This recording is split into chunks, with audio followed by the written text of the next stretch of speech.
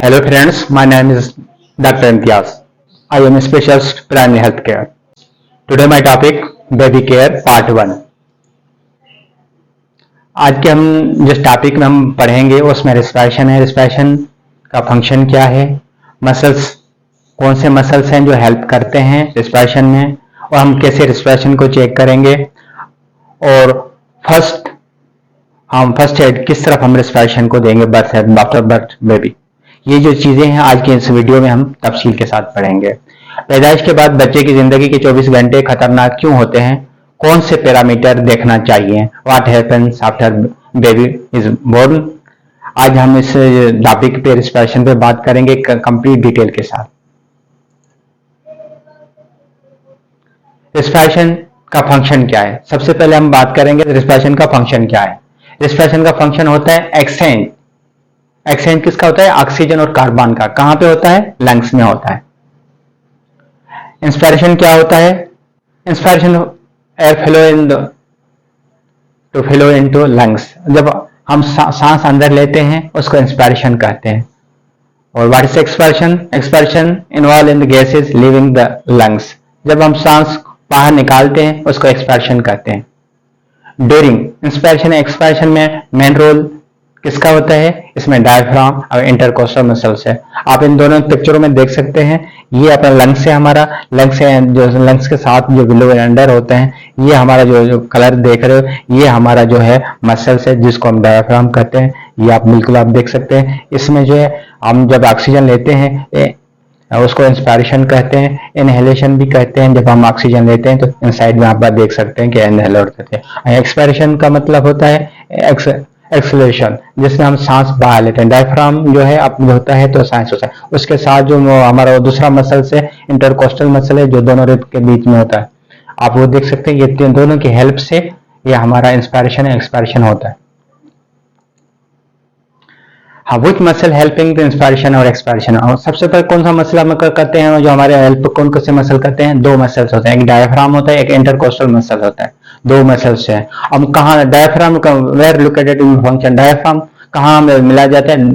अब ये मसल्स आप देख सकते हैं लोकेटेड इन द, ये लंग्स है, हमारे लंग्स के अंदर जो बिलो जो होता है ये आपका बिल्कुल आप क्लियर देख सकते हैं, ये डायफ्राम होता है जो हमारे रिस्पिरेशन में हेल्प करता है। सांस लेने के मसल में ये मेन रोल का इस्तेमाल करता है। और दूसरा आता है इंटरकोस्टल मसल। क्या है इंटरकोस्टल मसल, कहाँ प्रेजेंट होता है, आप ये देख सकते हैं प्रेजेंट होता है दो रिब्स के बीच में। इसको बोला जाता है रिब गेज, जो दो रिब्स को आपस में मिलाने वाला जो है ये इंटरकोस्टल मसल होता है, जिसका मेन रोल होता है इंस्पिरेशन और एक्सपिरेशन में, दोनों का मेन रोल होता है। आप इस पिक्चर में देख सकते हैं ये हमारी बोन्स है, बोन के साथ जितने भी ये मसल देख रहे हैं ये इंटरकोस्टल मसल्स हैं, और ये आप नीचे जो देख रहे हैं ये डायफ्राम ये मसल्स है। दोनों मसल्स का आपस में मूवमेंट होती है जिससे इंस्पिरेशन और एक्सपिरेशन का मेन रोल होता है।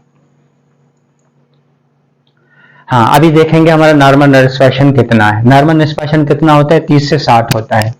और हम इसमें रिस्पिरेशन रेट देखेंगे age wise different. Age wise जो होते हैं बच्चों की डिफरेंट होते हैं। जैसे न्यूबॉर्न बच्चा है 0 से 1 मंथ तक होता है, उसका 30 से 60 तक होता है। अब इन्फेंट बच्चा जो होता है इसको एक मंथ से लेकर 12 मंथ तक जो होता है उसको हम इन्फेंट बच्चा कहते हैं। उसकी 25 से 40 तक नॉर्मल होता है रिस्पिरेटरी रेट पर मिनट के हिसाब से। अब टोटलर जो बच्चा होता है जिसको हम बच्चा कहते हैं, जिसमें 1 साल से 3 साल की उम्र होती है, उसकी जो नॉर्मल उसका होता है 20 से 30 तक होता है। फिर आते हैं प्री स्कूल एज में आते हैं 4 से 5 साल तक होती है, जिसमें 20 से 30 तक होती है। अब अगला जो स्टेज होता है बच्चे का स्कूल एज में आता है 16 से 12 साल तक, जिसको 15 से 30 तक होता है। एडोलेंस जो एज होती है 13 से 18 साल तक होती है, जिसको 15 से 20 होता है। इससे मुख्तलिफ ये अपना एज वाइज से होते हैं, आप जब देखेंगे। अब इसमें हम देखेंगे तो रिस्पिरेशन का किस तरफ हम चेक करते हैं और रिस्पिरेशन क्यों देखा जाता है, क्यों जरूरी होता है, उस पर आप इस पिक्चर को आप देख सकते हो, दोनों बच्चों को कंपेयर कर सकते हैं। इसमें आप ये बच्चे की देख रहे हो, बिल्कुल आपको ये नॉर्मल रिस्पिरेशन नजर आ रहा है, और ये बच्चे का दायरा देखो, इस दायरे के बीच में आपकी एक हड्डी नजर आ रहे होंगे। अब जब भी रिस्पिरेशन होता है तो डायफ्राम और साथ इंटरकोस्टल मसल के दोनों की मूवमेंट से ये अप और डाउन होता है, जिससे हम इसको बच्चे की हम मूवमेंट्स को चेक करते हैं। जब आप फिजिकल इसको चेक करेंगे रिस्पिरेशन का तो उसको पता चलेगा कि इसका बच्चे का अप हो रहा है, डाउन हो रहा है, कितना नॉर्मल होता है। इसको पर मिनट के हिसाब से बीट करता है बच्चा। अगर 30 से कम होता है तो वो शो करेगा। अगर 30 से 60 तक होगा वो शो पर मिनट से आप जब इसको काउंट करोगे तो आपको पता चल जाएगा बच्चे में कोई एबनॉर्मलिटी है। अगर ज्यादा हो जाए तो भी एबनॉर्मलिटी, अगर कम हो जाए तो भी एबनॉर्मलिटी शो करता है। ये एक वाइटल साइन होते हैं जो चेकअप में आपको आसानी से किसी भी बच्चे को लिटा के अगर आप चेक कर सकोगे तो आपको पता चल जाएगा। रिस्पिरेशन हम चेक कैसे करते हैं, हमें पता कैसे चलता है, ये रिस्पिरेशन होता है। और अगली इसमें आती है कि when baby working with proper the lungs, बच्चे का जो अब लंग्स होता है वर्किंग कब करता है, बेबी लंग्स वर्किंग कब करता है, जब बर्थ गिरा है, जब बच्चे का फर्स्ट साइकिल जो ब्लड सर्कुलेशन होता है, जब बच्चा आफ्टर बर्थ जब फर्स्ट रोना शुरू करता है वो पहला साइकिल उसका शुरू होता है, उस वक्त बच्चे का प्रॉपर वक्त लंग्स काम करते हैं। आपको पता है ये जो बच्चे के जो होते हैं जब माँ के पेट में होता है उसके जो लंग्स होते हैं वो वर्किंग में नहीं होते क्योंकि उसमें फ्लूइड होता है, और इंस्पायरेशन एक्सपायरेशन जो होती है माँ की वो प्लेसेंटा के जरिए होता है। वो माँ का जो ब्लड से जो बच्चे की जो क्लियर होती है ऑक्सीजन का और कार्बन का और इसका न्यूट्रिशन का वो प्लेसेंटा का रोल होता है मेन ड्यूरिंग प्रेगनेंसी। जब आफ्टर प्रेगनेंसी के जब बच्चा पैदा होता है उसके बाद बच्चों का पहला साइकिल स्टार्ट होता है और बच्चा रोना शुरू करता है, पहला साइकिल। बाद में इसके लंग्स वर्किंग करते हैं जब डिलीवरी के बाद। इसमें जरूर क्यों होता है स्पेशल, इसलिए ये होता है कि पहले इसका वर्किंग नहीं करता, इसमें सिर्फ फ्लूइड होता है।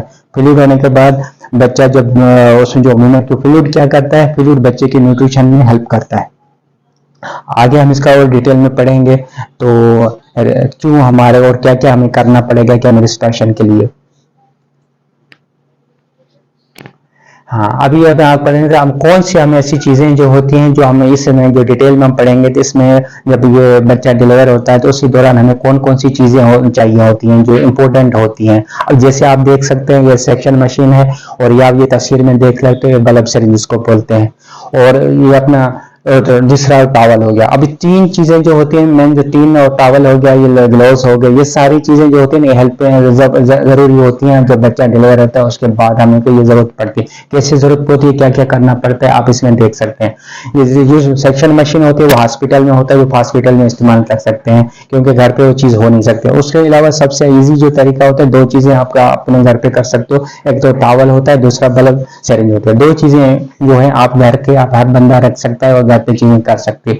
और अब हम किस तरफ आपने तस्वीर में देख रही है तो आप किस तरफ ये इसको बच्चे को ये क्लीन कर रहे हैं, ये यूज करने का तरीका जो बल्ब शेयरिंग करता है। लेकिन हम जब फर्स्ट टाइम बच्चा डिलीवर होता है तो उसमें हमें क्या करना होता है, फौरन सबसे पहले हमें बच्चे को क्या करना पड़ता है, बच्चे को क्लीन करना पड़ता है। आप क्लीन किसके साथ करेंगे, हम टॉवल के साथ। इजी टॉवल आपको मिल जाएगा, उसमें पूरी बॉडी को हम क्लीन करते हैं। क्लीन क्यों करते हैं कि उसमें सारा सिक्रेशन लगी होती है बच्चे को, तो उसको क्लीन करते हैं। क्लीन करने के बाद फौरन उसका जो है बल्ब के साथ आप इसको कर सकते हो। और दूसरा ये है बच्चे को उल्टा करेंगे, उल्टा करके उसको हाथ से थप्पे लगाए जाएंगे जिससे पीठ को, तो उससे बच्चे का जो माउथ में और अपना लंग्स में थ्रोट में जो सीक्रेशन होती है बच्चे की वो बाहर आएगी और बच्चा प्रॉपर रोएगा। जितना बच्चा जल्द रोएगा उतना बच्चा हेल्दी होगा, और जितना बच्चा देर से रोएगा उसमें एबनॉर्मलिटी के ज्यादा चांस होते हैं क्योंकि बच्चे में ऑक्सीजन का मसला हो सकता है। इसीलिए तो कोशिश अपनी ये है कि जितना बच्चा जिससे डिलीवर हो उसको फौरन उसको क्लीन किया जाए। क्लीन करने के बाद फौरन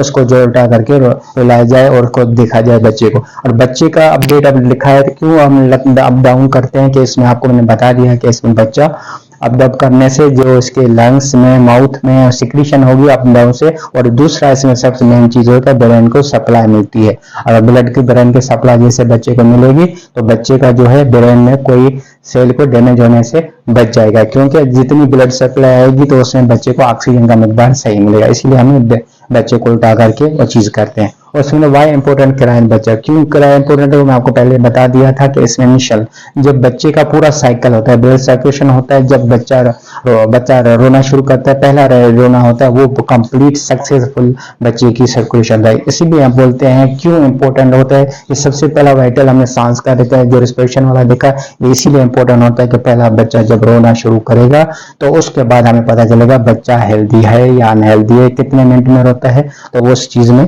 आप करना। इसीलिए आपको सबसे ज्यादा इस पहले पे फोकस करना है। क्यों पहले हमने चॉइस किया कि पहला स्टेप यही आता है कि सबसे पहले बच्चे को क्या करना पड़ता है। उसमें आपने देखा, आपने टॉवल इस्तेमाल किया, बल्ब सिरिंज इस्तेमाल की, उसके बाद हमने उसको और उल्टा किया, बच्चे को अप डाउन करके उसमें ये चीजें सारी किए। इसीलिए जब हम, क्योंकि पहला सर्कुलेशन इसका कंप्लीट होगा